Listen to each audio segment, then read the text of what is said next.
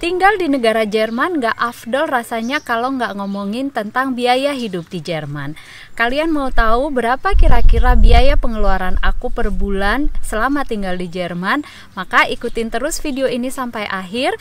Tapi buat kalian yang belum subscribe, jangan lupa subscribe dulu supaya aku tambah semangat.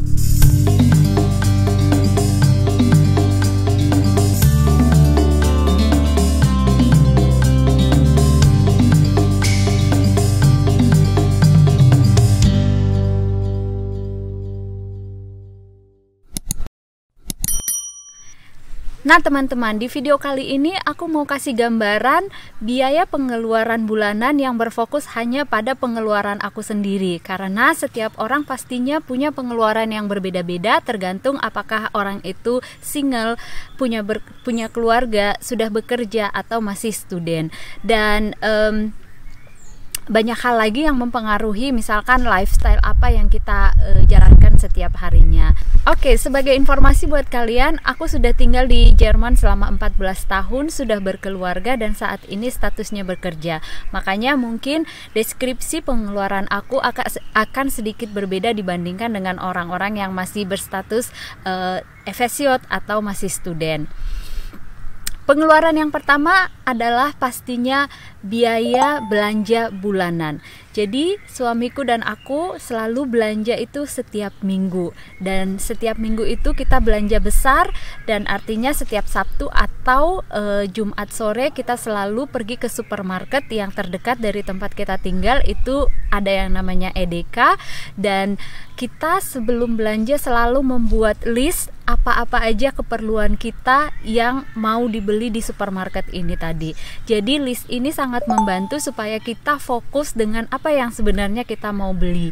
Dan yang pastinya sebelum kita menuliskan daftar belanjaan kita harus cek dulu di Kühlschrank atau di lemari kulkas apa-apa aja sisa dari produk minggu lalu yang masih ada di kulkas, supaya kita tidak membuang produk-produk yang akhirnya menjadi sampah.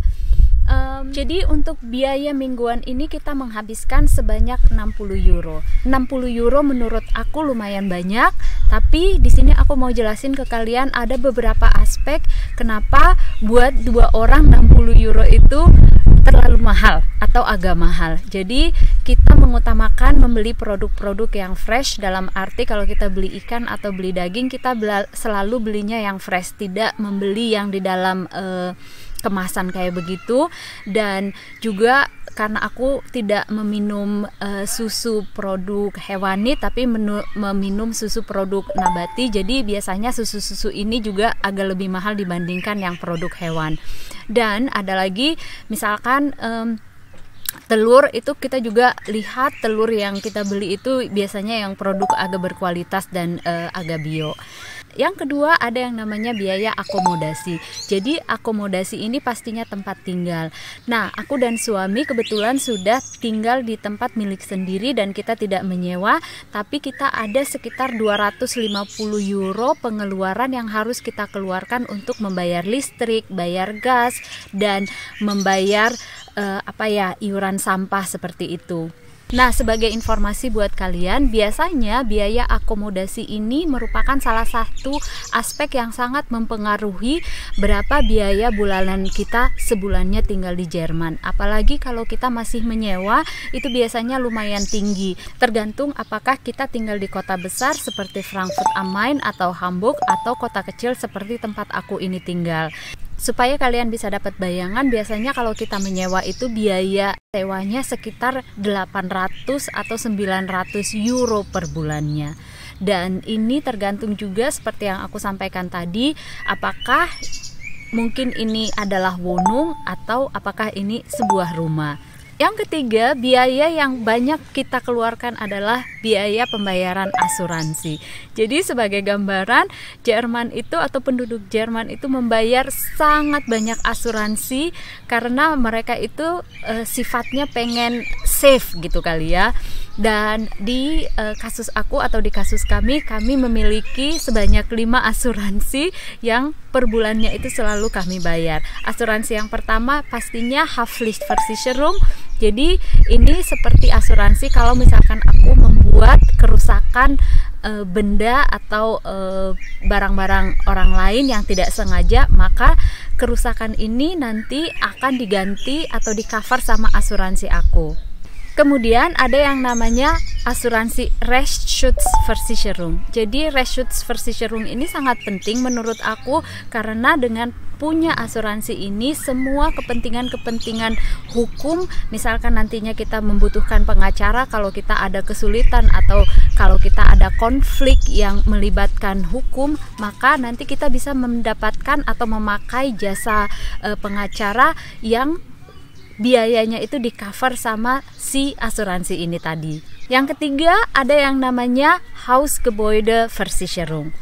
Jadi Hausgebäudeversicherung ini kita bayarnya sekitar 50 euro per bulannya. Ada lagi Hausratschutzversicherung.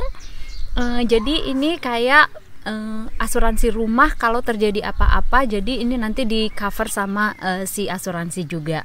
Dan yang terakhir ada lagi yang namanya Glasschutzversicherung. Jadi kalau ada kerusakan-kerusakan di rumah ini yang berkaitan dengan gelas atau fenster atau jendela kaca-kaca, itu juga ada Versicherung atau asuransi yang mengcover.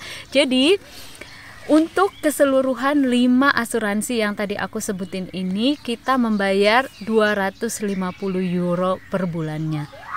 Ini lumayan banyak dan lumayan mahal menurut aku, tapi sepertinya memang asuransi ini sangat penting sekali, apalagi kalau kita nanti terjadi sesuatu yang tidak diinginkan.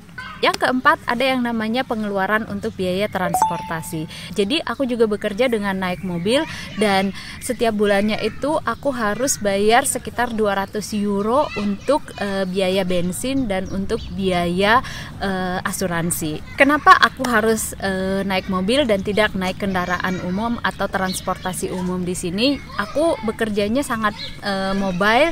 Aku harus pergi dari satu tempat ke tempat lain, dan setiap hari aku harus punya planning, aku kira-kira ke tempat mana hari ini, dan aku sering mengadakan rapat di luar kota, makanya aku harus naik mobil dan nggak bisa naik transportasi umum. Apalagi aku tinggal di salah satu kota kecil yang transportasi umumnya itu tidak sebaik dan tidak selancar di kota-kota besar. Yang kelima ada yang namanya biaya untuk free time atau biaya untuk senang-senang. Jadi di biaya ini termasuk misalkan kalau kita makan di restoran, atau misalkan kita pergi nonton ke kino, atau misalkan kita jajan di luar. Jadi ini semua masuk di lingkupan biaya yang kelima ini. Atau juga misalkan kita pergi shopping, jadi ini juga masuk ke dalam list biaya yang kelima.